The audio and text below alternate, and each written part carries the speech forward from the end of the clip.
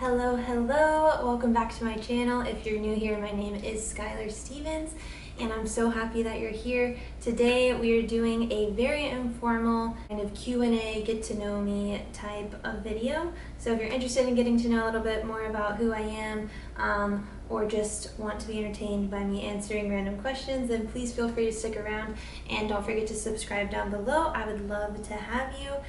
With that being said, let's get into it. Alright guys, so if you see me looking kind of to the side, then it's because I have all of the questions written out from my last couple Instagram boxes, question boxes that I put up, so that's why I'm looking over there to kind of keep me on track and stop from rambling. If you don't follow me on Instagram, then please do if you're interested in any kind of workouts or lifestyle, motivational type of content. It is at Skylar Jo Stevens, and I'll also put it down below in the description box of this video if you want to check that out. But let's jump into it. The first question is, did you go to college, and if so, what for?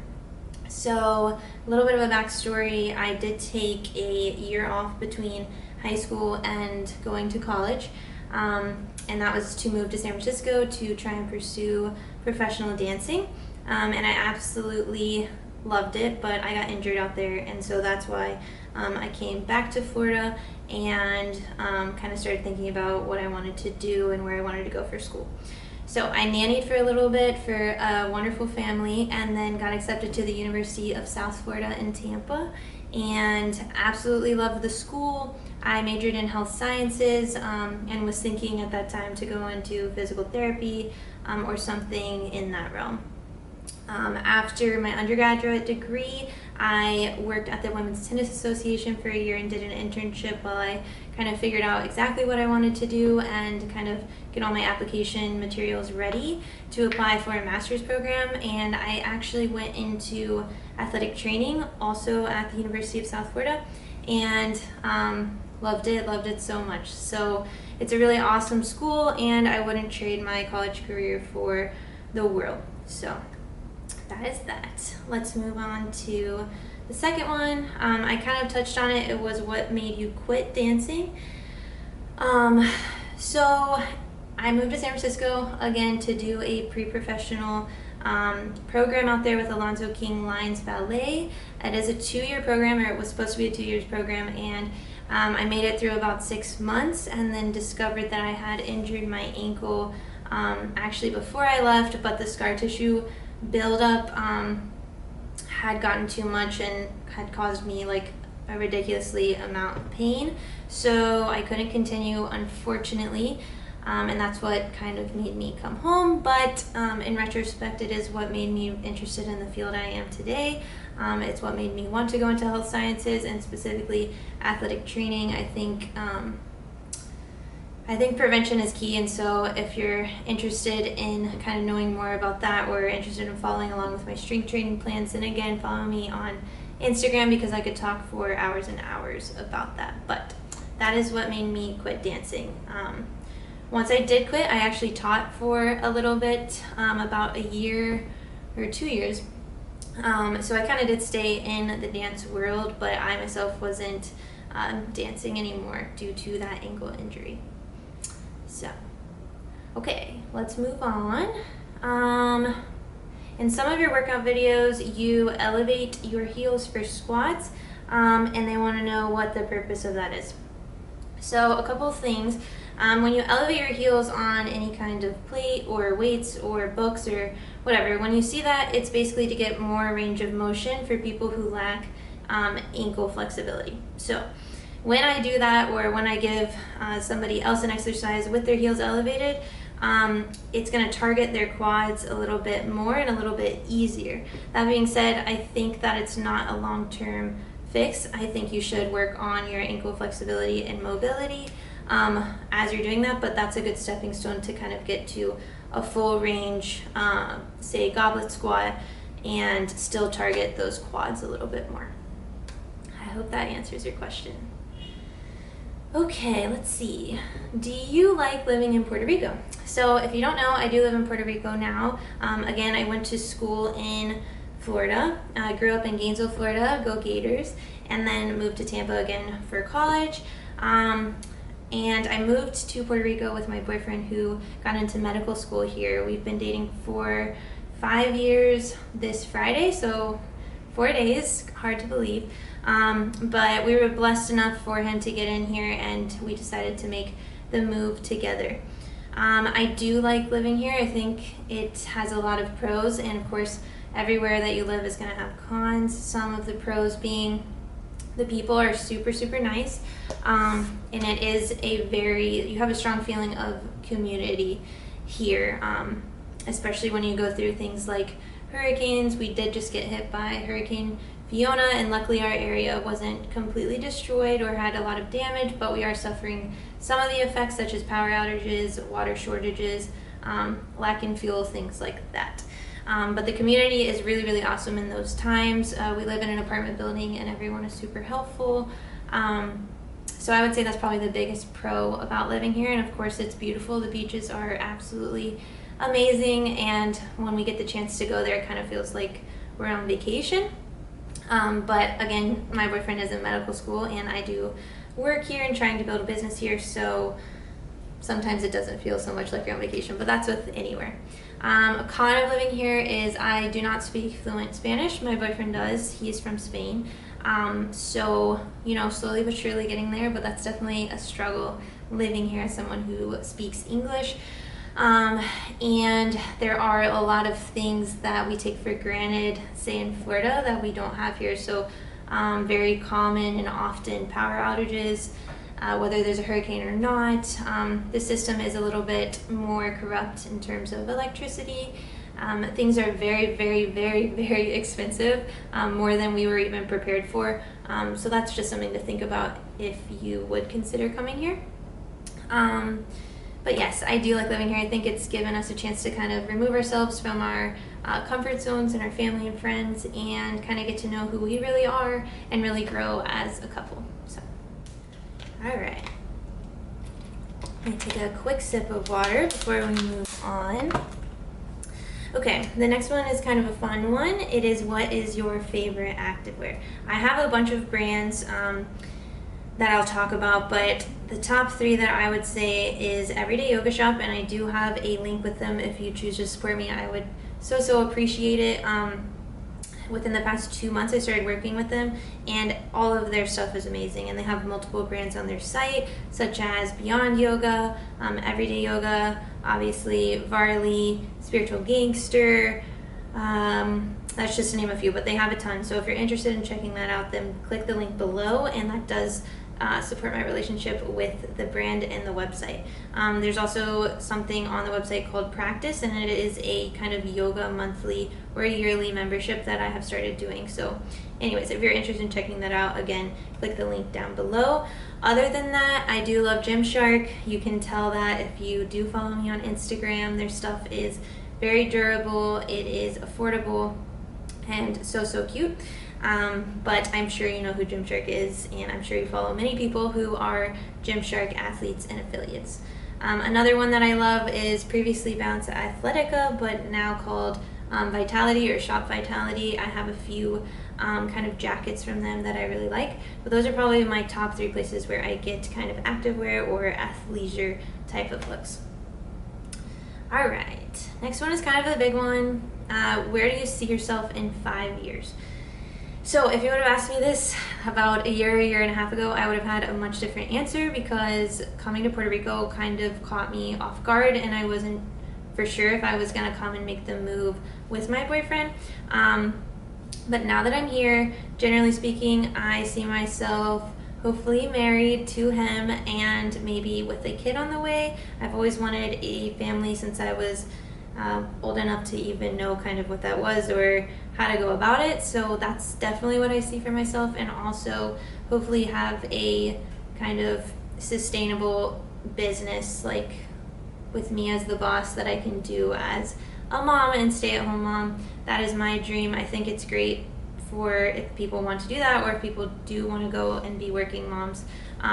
No shame either way, but that's where I want to be and where I see myself. Okay. Do you track macros? So a little backstory to this. As a dancer, I had kind of a bad relationship with food and I struggled with disordered eating. So if any of this is triggering to you, then please skip ahead in this video. I'm only going to talk about it a little bit, but if you're going through it, know that there is help. Please seek that help. It's there for a reason. Know that it can and will get better, and you will feel very differently around food in a few years from now if you put in the work to change that relationship that you have with food and around food. That being said, no, I don't track macros. I don't follow any kind of diet plan or anything like that because it's very triggering to me. I eat intuitively. I try and eat most of the time whole and nutrient-dense foods, but I love food. I've really become more of a foodie as the years have gone on, and I just try to listen to my body, and when I'm hungry or when I'm craving something, then I eat it. So that's just a little bit of a rundown on that. Again, please seek out help if you are going through any kind of struggle in that area. Okay, kind of on the same note, what is my favorite type of food? Like I said, I'm a foodie and I have grown to like so much, especially kind of being around a Spanish family, my boyfriend being from Spain.